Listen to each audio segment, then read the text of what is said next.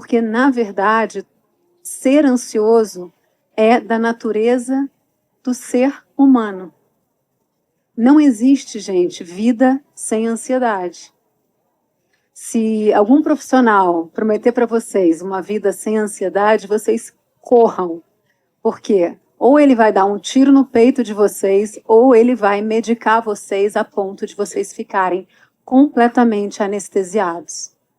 Então, a ansiedade é algo natural da nossa natureza, até porque todas as emoções, elas cumprem um propósito.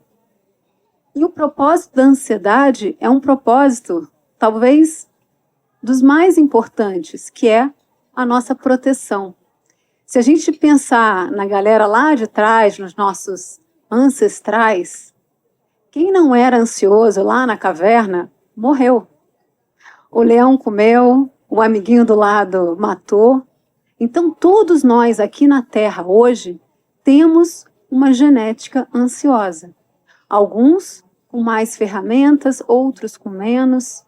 Alguns com uma estrutura psíquica, que é essa nossa estrutura mental um pouco mais porosa, o que significa que o que acontece do lado de fora atravessa a gente.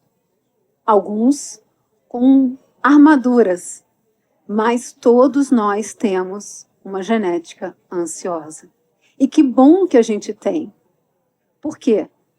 Existem tipos de ansiedade. Eu já vou entrar no medo, mas é legal a gente falar sobre isso, porque eu vejo muita gente em sofrimento, marcando consulta comigo, só para dizer, nossa, eu estou muito doente, eu estou com meus projetos andando e isso está me gerando ansiedade. Isso não é doença, gente.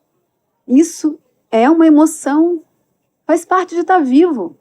Quem não está vivo não sente. Agora, quem está vivo e sóbrio, lúcido, quem não está anestesiado, sente. Porque viver é desafiador pra caramba. Então, existe a ansiedade disfuncional, que é aquela que paralisa a gente. Que é aquela que, por exemplo, a gente não consegue trabalhar, não consegue estar presente, não consegue namorar, transar, não consegue curtir o momento onde a gente está. E essa ansiedade disfuncional, ela merece um cuidado. Aí sim, para a ansiedade disfuncional, é bacana que a gente possa procurar uma ajuda, né? Ter uma rede de apoio e ferramentas. Existem muitas ferramentas para que a gente possa sair desse lugar do disfuncional e transformar essa ansiedade numa ansiedade funcional. Mas a ansiedade, ela vai estar sempre lá. O cortisol matinal é o que faz a gente levantar da cama. A ansiedade funcional é aquela que faz a gente ter um propósito. Então, eu acho que a gente já pode sair daqui com uma mensagem muito importante, que é: eu não preciso não ser ansioso para ser saudável. Eu preciso ter ferramentas para conseguir colocar essa ansiedade no papel correto dela, que é me impulsionar, né? Que é eu ter vontade de viver, projetos. E aí que entra o medo. Eu vou fechar. Não, porque a gente fica também um pouco confusa em relação às questões emocionais, porque é difícil de entender, né, o que é. Aí se você pudesse dar uma definição clara, não sei se é fácil isso. É muito fácil. O que é ansiedade? Porque assim, eu quero chegar ali mais rápido, isso é ansiedade? Olha. Ou eu tô perdendo cabelo, isso é ansiedade? O que é? Onde ela está? A ansiedade, ela nunca está no presente. A gente, na grande maioria das vezes, a ansiedade é um excesso de futuro.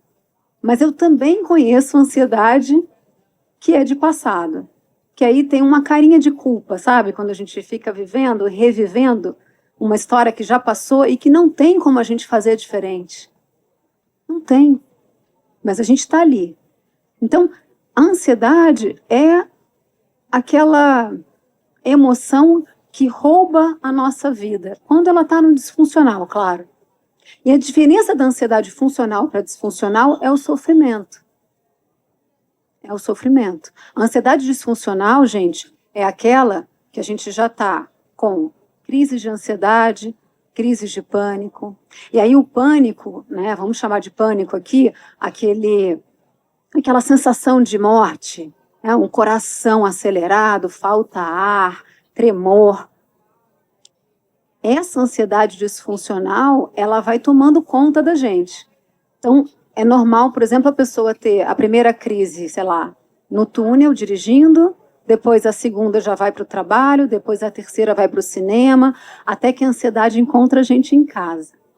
E o processo de conseguir conquistar de novo a autonomia é o processo da gente voltar a se sentir seguro dentro da gente.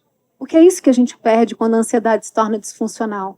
Você pode estar num hospital, você vai ter medo de morrer. E aí entra o medo. Porque o medo, uma função mais poética dele, eu adoro poesia, o medo é a ausência de fé.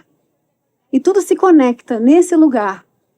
Porque o grande medo da humanidade é morrer. É claro, né? Então, nós temos uma estrutura que a gente chama de ego, que é essa estrutura mais materialista aqui, o nosso corpinho e tal, que morre de medo de morrer, porque ele se identifica com a matéria e ele sabe que quando o corpo morrer, ele vai morrer. Mas eu sou junguiana, e o Jung tem uma definição muito linda, que se chama self. Self é a parte divina em nós. Self é aquele que sabe tudo. É a partícula de Deus. É com ele que a gente conversa em oração.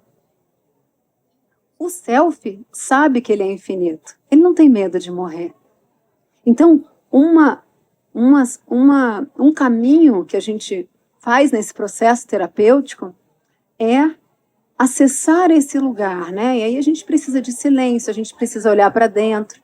Mas quando a gente consegue acessar esse lugar do self, é quando a gente tem aquele momento de paz, assim, quando a gente se sente eterno. Então, a vida, ela não precisa ser sofrimento, sofrimento, sofrimento. Mas isso não significa que o sofrimento não faça parte da vida, você entende? É uma nuance muito tênue, mas ela é importante que ela tenha essa diferença. Então, ansiedade disfuncional é uma ansiedade que causa sofrimento, paralisia, que aí, como eu disse, eu paro então, eu evito os túneis. Deve ter muita gente aqui que evita túnel. Eu fico muito ligado, por exemplo, no app de tempo, porque vai que cai uma chuva e eu fico presa na rua. Você percebe como a gente consegue controlar? Não é metafórico? Mas pode ser. Túnel. Mas pode ser. Pode ser. Porque sabe, olha que interessante essa história do túnel metáfora. O primeiro túnel que a gente atravessa é quando a gente nasce, gente. Vocês já pararam para pensar nisso? Vocês já pararam para pensar? Outro dia eu fui numa missa de sétimo dia e o padre falou tão lindamente, ele disse, a nossa vida aqui é para a nossa vida anterior uma morte. Por isso que todo mundo nasce em pânico. Por isso que a gente precisa de uma entidade mãe para nos receber na terra e acalmar e receber as nossas angústias. Então esse é o primeiro túnel, é um túnel metafórico. E naquele momento, eu gosto muito da psicologia intrauterina, naquele momento, a pessoa tem duas escolhas, né, a alma ali naquele momento. Ou ela vai ficar ali paralisada, morrendo de medo de nascer, e vai sofrer, e vai se contrair, e vai deixar de viver uma experiência, ou ela vai se entregar. Então, a moral da história desse primeiro túnel metafórico que você puxou, que é lindo, que bom que você puxou, é que o caminho mais possível de se viver presente, sem ser roubado, seja pela ansiedade, seja por uma tristeza maior, uma angústia, é uma entrega. É uma entrega ao momento presente. É como se a gente estivesse consagrando todo o momento presente. E é uma bela maneira de evitar a ansiedade. É uma bela maneira. Vivendo onde ela não está, que é no momento presente. Exatamente. E a forma da gente, por exemplo, aí com ferramentas, se a pessoa já está num sofrimento, né? As ferramentas são ferramentas que ativam a nossa potência de voltar ao equilíbrio, porque todo mundo aqui tem a capacidade de voltar ao equilíbrio. O poder de cura não está... Eu trabalho com cannabis, para quem não sabe, né? Também como ferramenta, trabalho com cogumelos, mas o poder não está na cannabis, o poder não está no terapeuta, não está em mim, não está na gente aqui, não está no médico. O poder está sempre dentro da gente, porque a gente veio com um sistema chamado sistema endocannabinoide, que é o responsável pelo equilíbrio. E aí, também temos um sistema chamado parasimpático. Esse vocês já devem estar cansados de ouvir, porque rola direto, né, no Instagram, TikTok, está todo mundo falando sobre sistema simpático, sistema parasimpático. Mas o sistema parasimpático é o sistema que o nosso corpo lindamente, sabiamente, milagrosamente ativa para tirar a gente do trigger lá da ansiedade. Então, quando a gente, por exemplo, está numa crise de ansiedade, que o coração acelera, gente, o coração está acelerando, ele não está acelerando para te matar. O corpo é o seu melhor amigo. Ele é talvez a nossa mais potente rede de apoio. O coração acelera porque ele quer bombear mais sangue para você poder lutar ou fugir. Por quê? Porque ele é obediente. Você começou a achar que estava em... Por exemplo, vamos usar a história do túnel. Estou no túnel parada.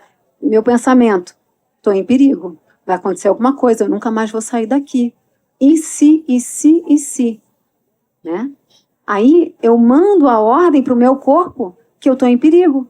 Então, se eu estou em perigo, o que o corpo precisa fazer, gente?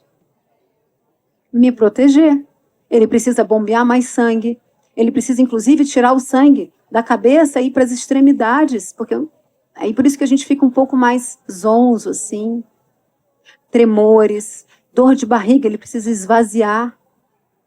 Todo o processo de um transtorno, de uma síndrome do pânico, de um ataque de pânico, não é para te matar. Aliás, esse é um outro mantra que a gente pode sair daqui hoje. Ninguém nunca morreu de crise de ansiedade e ninguém nunca vai morrer.